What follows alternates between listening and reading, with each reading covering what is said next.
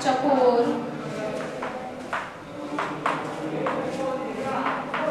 चांदनी को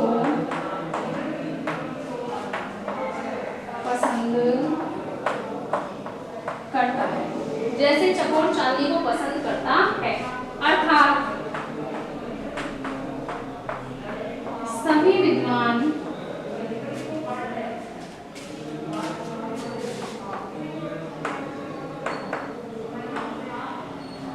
रामायण की कथा को पसंद करते हैं।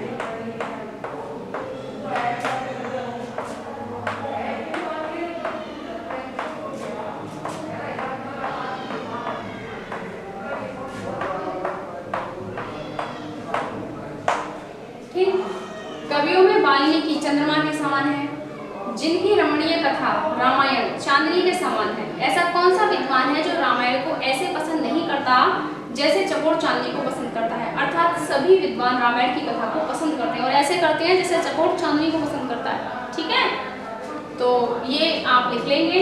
चलिए चलते हैं अगले श्लोक की ओर।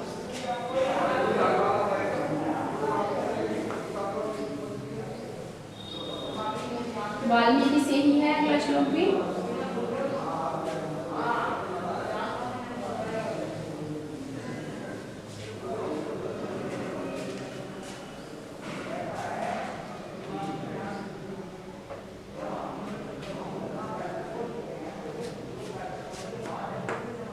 दूसरा श्लोक है, वाल्मीकि कवि सिंहस्य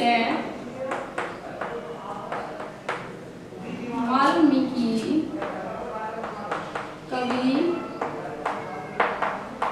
सिंहस्य कवितावन चारणा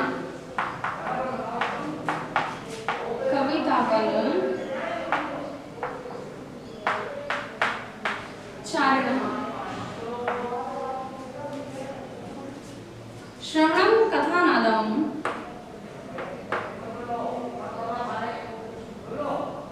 शृण्वन् राम कथानादं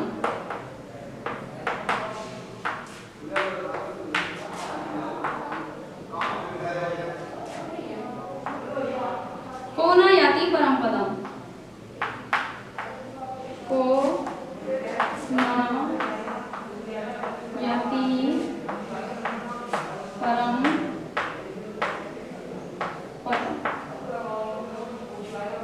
देखिए, वाल्मीकि कवि रूपी सिंह के, ठीक है, कविता रूपी वन में विचरण करने से, वाल्मीकि कवि रूपी सिंह के कविता रूपी वन में विचरण करते हुए राम कथा रूपी नाद को सुनकर या राम कथा रूपी गर्जना को सुनकर कौन ऐसा है जो परम पद को प्राप्त नहीं होता? देखिए, सामान्य तौर पर जब शेर जंगल में दहाड़ता है तो छोटे मोटे जीव तो उसकी दहाड़ से ही परम पद को प्राप्त हो जाते हैं, यानी कि मर जाते हैं, दहाड़ से ही मर जाते हैं। उसी प्रकार जब वाल्मीकि कवि रूपी सिंह कविता रूपी वन में विचरण करते हुए दहाड़ता है, यानी अपने श्लोकों को कहता है, तो कौन ऐसा मनुष्य है जो उसके श्लोकों को सुनकर नहीं तर जाता? अर्थात सभी उनके श्लोकों को यानी कि रामायण को पढ़ के तर जाते हैं, अर्थात परम पद मोक्ष को प्राप्त कर लेते हैं, ठीक है, या स्वर्ग को प्राप्त कर लेते हैं। देखिए, लिखती हूं मैं अनुवाद।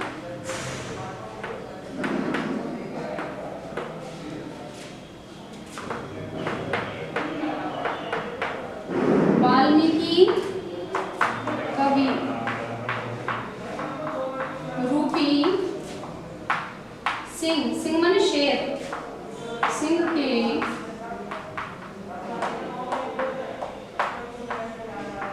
कविता रूपी वन में विचरण करते हुए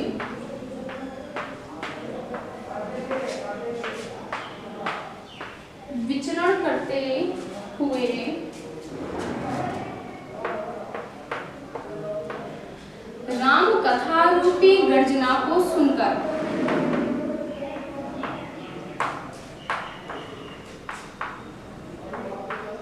यानी कि राम कथा को सुनकर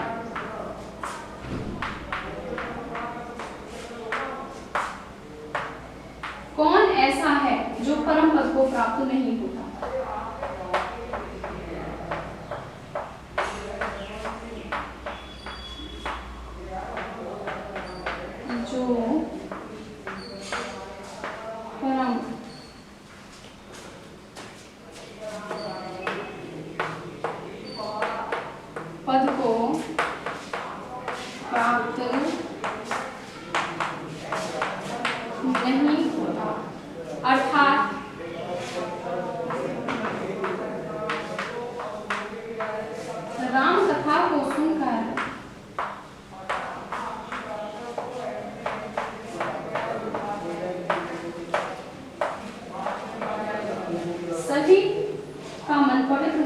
सभी परम सुनकर सभी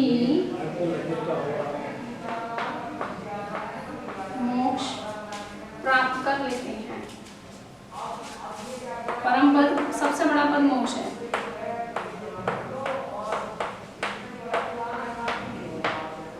फिर से पढ़ दे रही हूँ, लिख लीजिएगा। वाल्मीकि कवि रूपी सिंह के कविता रूपी वन में विचरण करते हुए राम कथा रूपी गर्जना को सुनकर कौन ऐसा है जो परम पद को प्राप्त नहीं होता, अर्थात राम कथा को सुनकर सभी मोक्ष प्राप्त कर लेते हैं। इतनी पवित्र है राम की कथा। ठीक है, चलिए लिखती हूँ अगला श्लोक, श्लोक संख्या 3।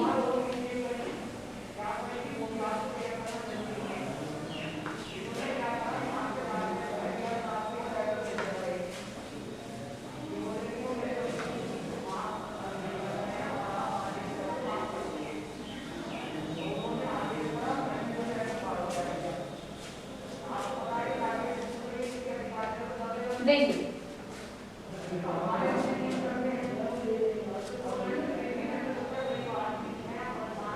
श्लोक संख्या 3। कूजन्तम राम रामेति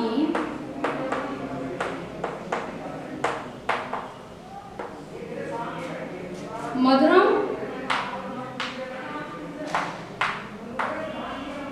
मधुराक्षरम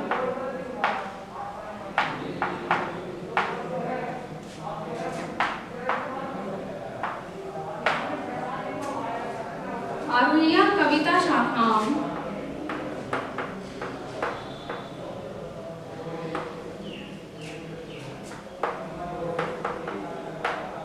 कविता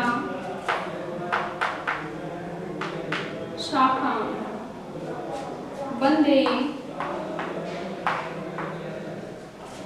वाल्मीकि कोकिलम वाल्मीकि कोकिलम। देखिए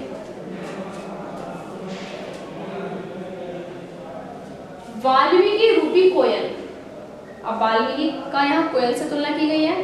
वाल्मीकि रूपी कोयल जब मधुर मधुर अक्षरों में, ठीक, कविता रूपी शाखा पर बैठकर, वाल्मीकि रूपी कोयल जब कविता रूपी शाखा पर आरुह्य माने बैठकर मधुर मधुर अक्षरों में राम नाम का गुंजन करती है, हम उस कोकिल रूपी या वाल्मीकि रूपी कोकिल को वंदे माने वंदना करते हैं।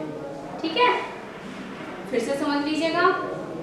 कविता रूपी शाखा पर बैठे हुए वाल्मीकि रूपी कोकिल जो कि मधुर मधुर अक्षरों में राम नाम का गुंजन करती है, उसकी हम वंदना करते हैं। देखिए लिख देती हूँ अनुवाद।